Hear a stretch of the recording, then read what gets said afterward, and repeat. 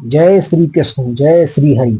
आज की वीडियो में आप सबको सनातन धर्म के अनुसार आपको बताने वाला हूं कि किस प्रकार श्री कृष्ण जी का जन्म हुआ। और जितने लोगों आज जन्माष्टमी का, सबको हार्दिक स्वागत और अभिनंदन है दोस्तों। तो किस प्रकार से जन्म हुआ उसके बारे में आप सभी को बताएंगे दोस्तों। तो जैसे कि आपने कंस का नाम सुना होगा, जो मथुरा में कंस था।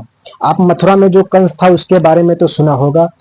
तो देवकी और वसुदेव देवकी और वसुदेव जो उनके मतलब कंस के बहन और बहनोई थे, जो वहां पे देव बाबा। तो किस प्रकार से यहाँ पे यह घटना हुई और किस प्रकार इसके बारे में चर्चा हुई, जिससे आज यह विश्व में इनका नाम लिया जाता है। किस प्रकार से आप सभी बताएं कि श्री कृष्ण जी का जन्म जो हुआ था वह एक कारागार में हुआ था, क्योंकि जो कंस था उसको पता था कि देवकी का जो 8वां पुत्र होगा। आकाशवाणी हुई और आकाशवाणी में किस प्रकार बताया गया कि कंस का मृत्यु जो है वो देवकी के 8वें पुत्र से होगा। तो 8वें पुत्र से होगा, यह आकाशवाणी हुई। तो इसी कारण से देवकी को और वसुदेव जी को दोनों दिन को कारागार में डाल दिया गया। कारागार में डाल देने के बाद जितने भी उनके पुत्र जन्मे, आज तक के जितने उनके पुत्र जन्मे, सभी को उन्होंने मृत्यु को पहुंचा दिया। अब उसी में वसुदेव जो थे, देवकी और वसुदेव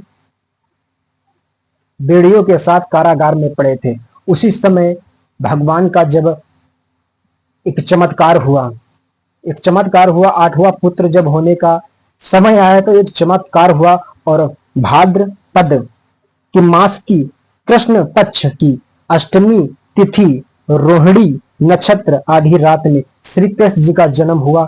और जब उनका जन्म हुआ तो कारागार में जितने कैदी से सबकी बेड़ियां अपने आप ही टूट गई और उनके माता पिता की बेड़ियां भी अपने आप टूट गई। जितने उसमें पहरेदार थे सब अपनी अपनी निंद्रा में सो गए।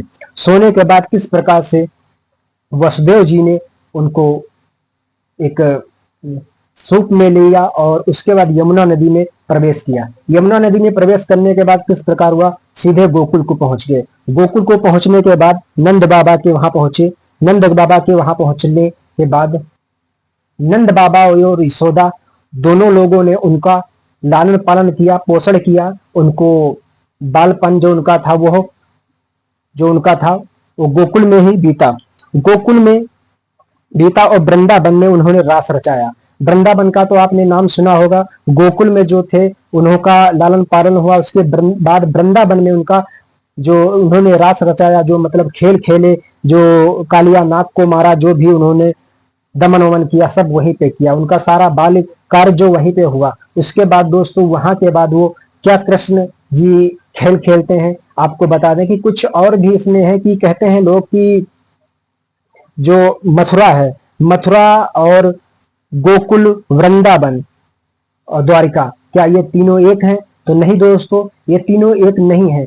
आपको आज बताने वाला हूं कि इसमें क्या सच्चाई है और इसमें क्या अलग अलग प्रोसेस है। इस प्रोसेस के बारे में आप बिल्कुल जानिए, क्योंकि जानना बहुत जरूरी है। और बाकी की बाल लीला जो है वो भी आपको, अगर आप कमेंट करेंगे तो आपको जरूर बताऊंगा। हर प्रकार की आप ऐतिहासिक चीज इस चैनल पे पूछ सकते हैं, आपको हर एक ऐतिहासिक चीज के बारे में बिल्कुल अच्छी तरीके से बताया जाएगा। तो दोस्तों आपको पहले बता दें कि मथुरा क्या है। मथुरा वो है जहां पे श्री कृष्ण जी जन्म लिए थे। और जहां पे मथुरा वो है जहां पे श्री कृष्ण जी जन्म लिए थे। जन्म लेने के बाद वहीं पे कंस का उन्होंने वध किया था। कंस का वध किया था। उसके बाद दोस्तों पालन पोषण उनका कहाँ हुआ, जाके गोकुल में। गोकुल में जो यमुना नदी के पार जो नंद बाबा और यशोदा माता रहती थी, वहां पे जाके उनका पालन पोषण हुआ। उसके बाद दोस्तों वहां पर पालन पोषण हुआ। जब थोड़े वो बचपना से मतलब थोड़े बड़े हुए, उसके बाद वृंदावन में उनका जो उन्होंने रास रचाया, उन्होंने गोपियों के संग खेला, जो भी उन्होंने खेल खेला सब वहां पे खेला।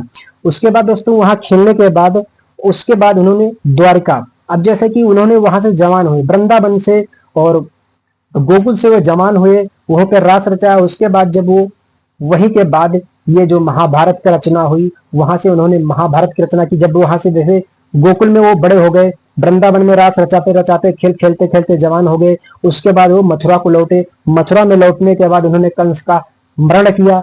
कंस को मथुरा में जाकर मारा। मथुरा में मारने के बाद वो फिर से गोकुल में वापस आ गए। अब दोस्तों जब कहते हैं कि गोकुल में, वृंदावन में गोकुल में जब वापस आए तो ये वृंदावन और गोकुल की दूरी है 20 किलोमीटर के आसपास में कुछ दूरियां हैं इसकी, जो दूरियों के हिसाब से होता है। तो हर जगह की दोस्तों कुछ ना कुछ दूरियां थी।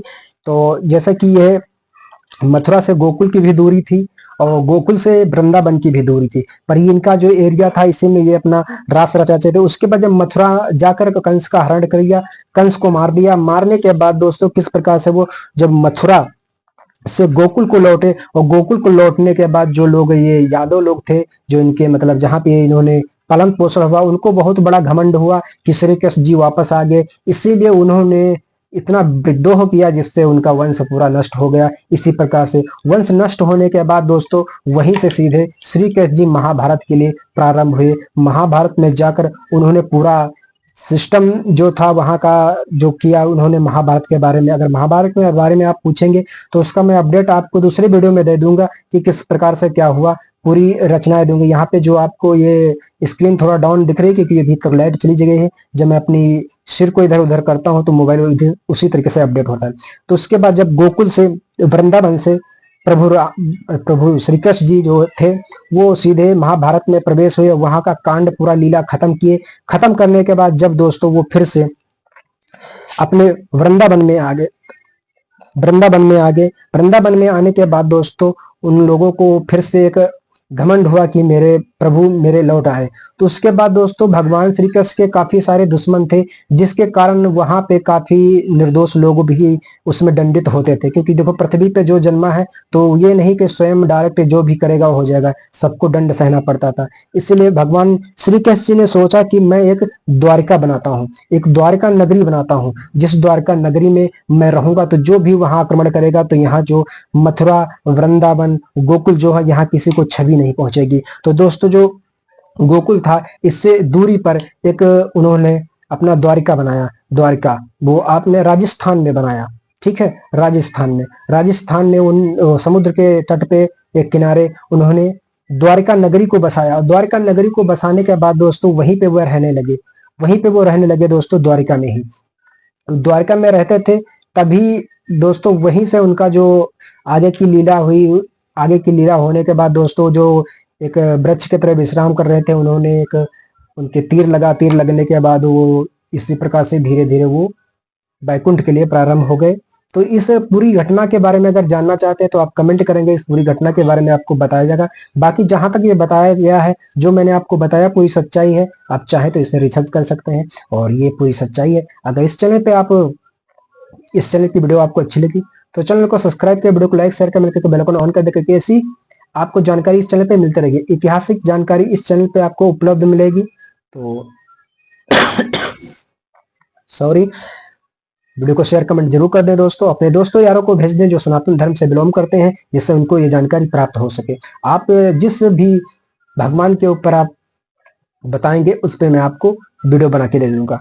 अब आपको मैं किसी वीडियो में ये भी अवगत कराऊंगा कि आपके जो भगवान है, जो आपके श्री राम है, जो आपके श्री विष्णु हैं, वो कितनी बार पृथ्वी पर जन्मे और किस किस अवतार में जन्मे, या किसी वीडियो में आपको मैं जल्द से जल्द बताने वाला हूं। इस वीडियो में आपको कैसी जानकारी लगी, अगर जानकारी अच्छी लगी है तो वीडियो को लाइक शेयर करें, बेल आइकन ऑन कर दे, और ऐसी जानकारी आपको इस चैनल पे मिलती रहेंगी। मिलेंगे किसी दूसरी वीडियो के संग, जानकारी के संग। तब तक जय हिंद, जय भारत, वंदे मातरम।